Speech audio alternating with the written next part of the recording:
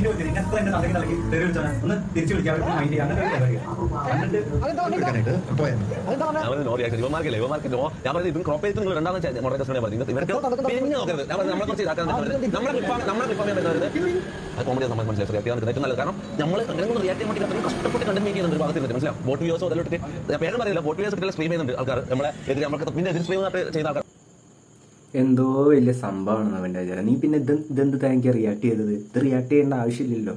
നിന്റെ റീച്ച് വേണമല്ലേ നമുക്ക് മുമ്പ് ജീവിക്കാം. ഒന്ന് പോയടാ വന്ന്. നീ വന്ന വഴി മറന്നവനാണ് അറിയാം. കുറച്ച് പിള്ളേരുള്ളതുകൊണ്ട് നീ രക്ഷപ്പെട്ടു, അല്ലെങ്കിൽ അതും ഇല്ല ഇനി, അല്ലെങ്കിൽ നിന്നെ ആരും തിരിഞ്ഞു നോക്കൂല. ഇനി എല്ലാവരും റീച്ചിന് വേണ്ടി തന്നെയാണോ സോഷ്യൽ മീഡിയ ഇതാക്കുന്നത്? നീ റീച്ചിന് വേണ്ടി ഇത് കിട്ടാൻ വേണ്ടി, വരുമാനം കിട്ടാൻ വേണ്ടി തന്നെയല്ലേ നീ ഇത് ചെയ്യുന്നത്? അല്ലെങ്കിൽ നീ വേറെ എന്തെങ്കിലും പണിക്ക് പോകില്ല. നീയൊക്കെ റിയാക്ട് ചെയ്തിട്ട് എനിക്കിപ്പോൾ 1 മില്യൺ 2 മില്യൺ ഫോളോവേഴ്സ് ആയിട്ട് ഞാൻ ഇവിടെ എന്താ പറഞ്ഞാൽ പല പരിപാടി നിൽക്കുന്നു. പോയടാ അവിടുന്ന്. അല്ല പിന്നെ ബോട്ട് ഫോളോവേഴ്സ് അത് ഷാജാൻക്കാണ് ഉദ്ദേശിച്ചാണ്, എനിക്കറിയില്ല, ഞാനത് ശ്രദ്ധിച്ചില്ല. പുള്ളീൻ്റെ ബോട്ട് ഫോളോവേഴ്സ് ആണോ എന്താണ്? നീ ഇപ്പം നല്ല, നീ ഇപ്പം കുറച്ച്, നീ ഇതിനു മുന്നേ നമ്മളെ റിയാക്ട് ചെയ്ത് വന്ന ആളല്ലേ.